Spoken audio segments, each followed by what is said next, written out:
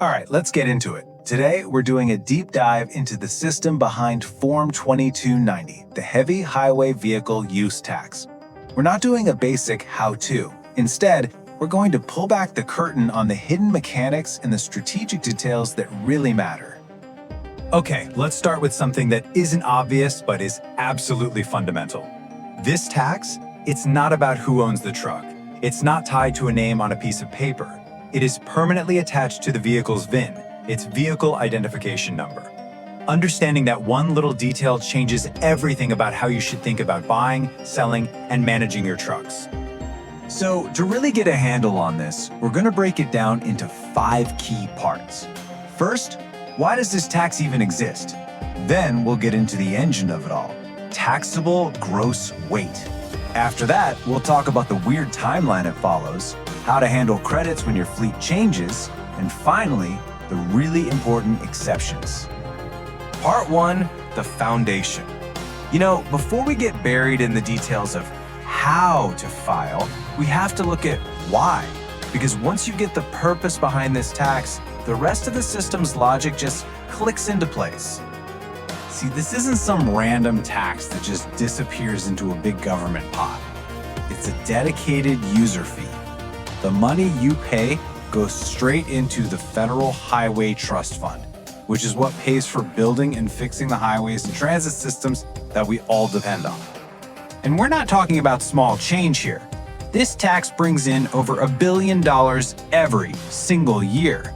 It is a massive financial engine that keeps our country's transportation backbone in working order. All right, let's move on to the absolute core of how this all works. This one concept, taxable gross weight, is so widely misunderstood, but you have to master it if you want to get your filings right. So, what does that phrase, taxable gross weight, actually mean when we're talking about Form 2290? It sounds pretty straightforward, right? Well, the IRS has a very specific definition, and I can almost guarantee it's not what you're thinking. And here it is, the single most important thing to get right. You have to completely ignore the manufacturer's weight rating you see on the truck's door jamb. The IRS doesn't use it at all.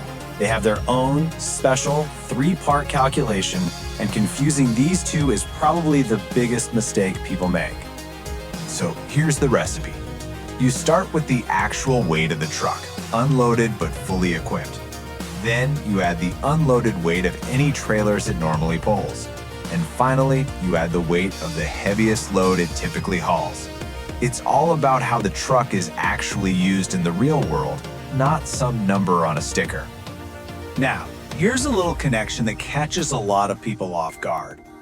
Whatever the highest weight you declare for that truck at the state level is, say for your IRP registration, that number becomes the absolute minimum, the floor for your federal 2290 calculation. You can't go any lower on your federal form. And once you've done all that math, your vehicle lands in a specific tax category, from A all the way to V. And as you can see, the tax is tiered. It starts at $100 for trucks right at 55,000 pounds and climbs up, capping out at $550 for anything 75,000 pounds or more. Okay, next up, the clock. We need to talk about timing, because the Form 2290 system operates on its own unique schedule, and it has nothing to do with the calendar year you're used to. Here's a key difference from something like income tax. This tax is paid in advance. You're essentially prepaying for the right to use the public highways for the next 12 months. Think of it like buying an insurance policy for the year ahead. The tax year always runs from July 1st to June 30th, and the rule for your deadline is simple. It's the last day of the month after the month the truck was first used. So if you put a new truck on the road in July, you have until August 31st to file. If you start in October, your deadline is November 30th. Simple as that. So that raises a question, right? What happens if you prepay the tax for a full year, but then you sell the truck? Well, understanding the system's rules for a changing fleet is where you can find some real actionable ways to manage your costs.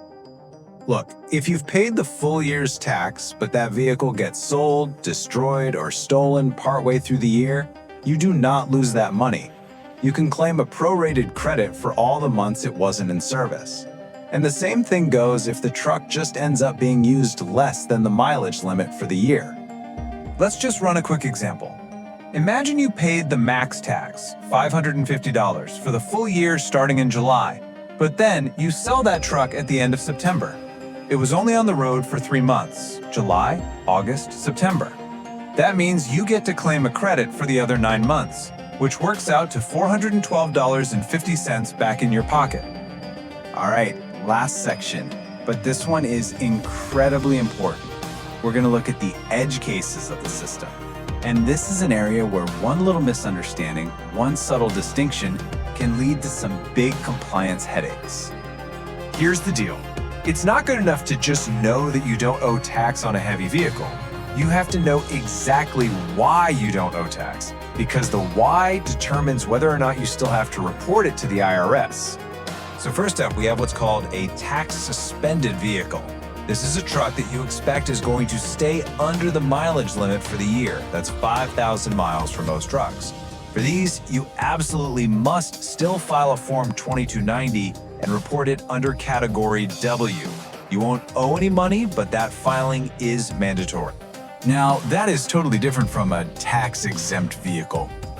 This is for trucks operated by very specific groups, like a state government or maybe a local fire department. These vehicles are considered completely outside the system. You don't report them on Form 2290, period.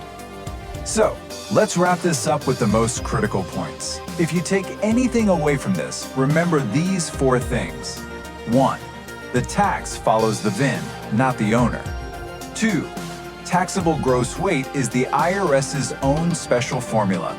Ignore the sticker on the door. 3.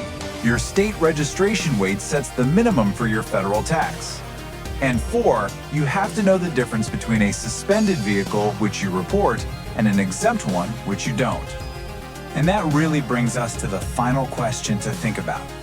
When you stop looking at Form 2290 as just another piece of paperwork you have to file, and you start seeing it as this interconnected system, how does that change your strategy for buying trucks, for managing your fleet, and even how you register them at the state level? It's a system you can manage, not just a form you fill out.